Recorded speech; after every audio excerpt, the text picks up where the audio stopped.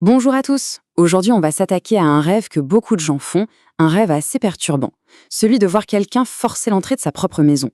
C'est le genre de rêve qui laisse un sentiment de grande vulnérabilité, alors on va essayer de comprendre ensemble ce que ça peut bien cacher. Alors, si ce scénario résonne, sachez que c'est loin d'être un cas isolé.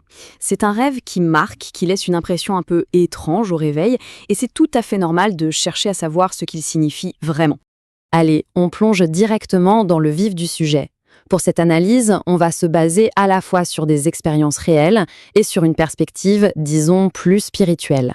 L'idée, c'est vraiment de donner des clés pour décoder le message qui se cache derrière ces images qui peuvent être assez angoissantes. Bon, avant toute chose, il faut savoir que pour interpréter un rêve, quel qu'il soit, la clé, ce sont les symboles. Pensez-y un peu comme un alphabet. Si on ne connaît pas les lettres, impossible de lire la phrase, et bien là, c'est pareil. Une fois qu'on déchiffre ces symboles, le message devient tout de suite beaucoup plus clair. Et dans notre cas, le symbole numéro 1, le plus important, c'est évidemment le foyer, la maison. C'est vraiment le point de départ. Si on ne comprend pas ce que la maison représente, on passe à côté de tout le sens du rêve. Alors ici, il y a deux choses super importantes à distinguer. D'un côté, on a le foyer. C'est notre refuge, notre sanctuaire, le seul endroit où l'on peut être à 100% soi-même, en sécurité. Et de l'autre, il y a la porte. La porte, c'est le point d'accès. C'est la frontière entre notre monde intérieur et l'extérieur. Et c'est nous qui contrôlons cette porte. C'est nous qui décidons qui entre et qui reste dehors. Et d'ailleurs, cette idée du foyer comme un véritable sanctuaire, on la retrouve même dans les Écritures. Ce verset d'Ésaïe parle d'une demeure de paix, d'habitation sûre. Ça vient vraiment renforcer cette image de la maison comme un havre de paix, un lieu protégé. C'est un peu l'idéal en fait pour notre espace personnel. Ok, donc la maison c'est la paix, la sécurité. Mais alors, que se passe-t-il quand cette paix est brisée, quand quelqu'un force l'entrée? Là, on touche au cœur du problème. Le rêve n'est plus juste une histoire de symbole, ça devient un avertissement. Et le mot qui change absolument tout, c'est le mot forcer. Une entrée forcée.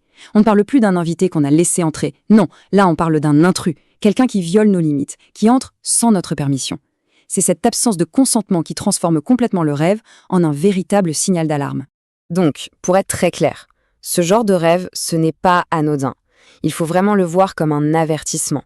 Ce n'est pas juste une image qui passe comme ça au hasard. C'est un signe. Un signe que quelque chose ou quelqu'un de négatif essaye de s'introduire dans notre vie et qu'il est grand temps d'y prêter attention. Forcément, un rêve comme ça pousse à se poser des questions, à regarder un peu à l'intérieur de soi. Et la grande question, c'est quelle porte a été laissée ouverte? Et attention, on parle de porte métaphorique, bien sûr. Est-ce que ce sont des mauvaises habitudes, des relations un peu toxiques ou des comportements qui finalement fragilisent notre sécurité intérieure? Et ça nous amène directement à la nature de ce conflit. Parce que ce que le rêve nous montre, bien souvent, c'est une bataille. Mais pas une bataille physique, non, c'est quelque chose de plus profond. On parle ici d'un combat spirituel. D'ailleurs, ce verset d'Éphésiens est très parlant à ce sujet. Il dit bien que la lutte n'est pas contre la chair et le sang, donc contre des personnes, mais contre des forces invisibles. Vu comme ça, l'intrus dans le rêve, ce n'est pas une personne en particulier. Il symbolise plutôt ces influences négatives qui menacent notre paix et notre équilibre. Et attention, les enjeux sont de taille, parce qu'il ne s'agit pas juste de notre petite paix personnelle.